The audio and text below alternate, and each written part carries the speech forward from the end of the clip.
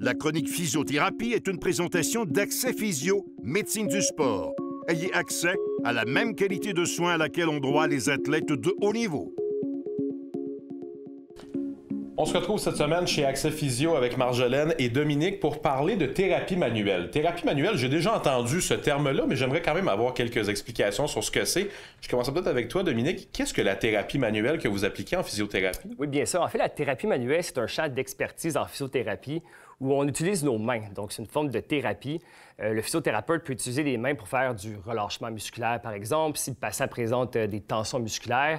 Ensuite, on peut venir mobiliser les articulations. Donc, avec nos mains, on peut faire des techniques de mobilisation où on vient bouger les articulations pour gagner de l'amplitude de mouvement. Donc, on peut faire des glissements de l'articulation. C'est un peu plus complexe à entrer dans les détails. Et puis, il y a toutes sortes d'autres techniques aussi, par exemple, plus neurodynamiques qu'on appelle. Donc, par exemple, certains patients pourraient présenter des tensions, des pertes de souplesse, si on veut, de mobilité au niveau des nerfs. Donc, finalement, c'est d'utiliser nos mains pour aider les gens à avoir un peu plus d'amplitude de mouvement, par exemple. Marjolaine, c'est quelque chose que vous utilisez aussi avec les enfants. Est-ce qu'il y a des différences entre la manière avec laquelle vous le faites avec un adulte et avec un enfant? Oui, en fait, la plus grande différence, c'est vraiment au niveau du développement physique. La croissance, là, avec les filles, on peut atteindre un pic environ 12 ans. Puis chez les garçons, on voit un pic environ 14-16 ans.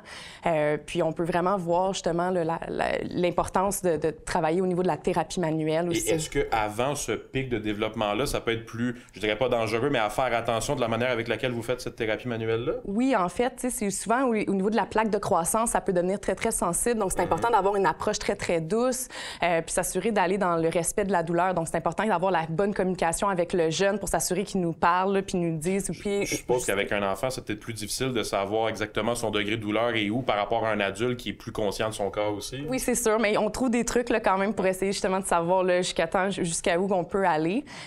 Puis ça, c'est important. Dominique, il y a aussi le côté avec les adultes que vous pouvez faire. Est-ce que tu aurais un exemple ou une manière avec laquelle vous appliqueriez une thérapie manuelle? Oui, absolument.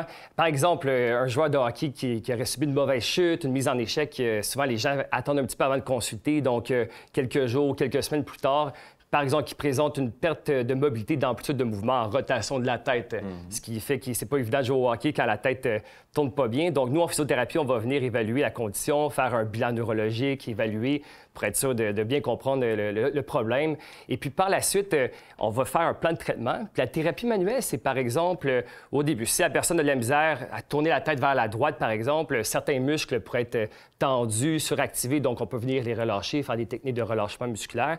Et par la suite, on peut faire des techniques plus articulaires, où on vient vraiment au niveau des articulations spécifiques qui limitent le mouvement, faire des petits glissements sans douleur, bien dit exactement, Marjolaine, pour essayer de donner un peu plus d'amplitude à ces vertèbres-là. Des fois, les articulations peuvent être un petit peu plus ankylosées, un peu plus raides. Donc, on peut faire des mobilisations pour gagner de l'amplitude. C'est là que l'expertise d'un physiothérapeute peut entrer en ligne de compte, parce que je suppose que chaque mouvement peut aggraver la blessure s'il n'est pas fait de la bonne manière, Marjolaine? Oui, absolument. En fait, même avec les enfants, on a des techniques qu'on utilise différemment. Donc, on utilise aussi plus de contracts relâchés avec les enfants pour justement les gagner plus de flexibilité, vu qu'ils sont justement... Leur corps change, là, donc il manque de flexibilité pour eux.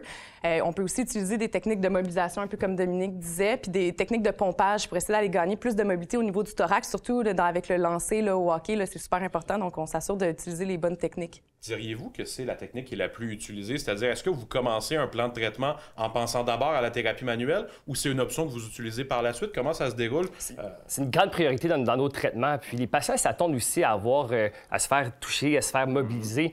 Et puis, bien sûr, on utilise plusieurs outils dans notre coffre à outils. La thérapie manuelle, c'est le plus grand outil. Marjolaine, Dominique, merci beaucoup d'avoir été avec nous aujourd'hui pour en parler. Merci. Merci.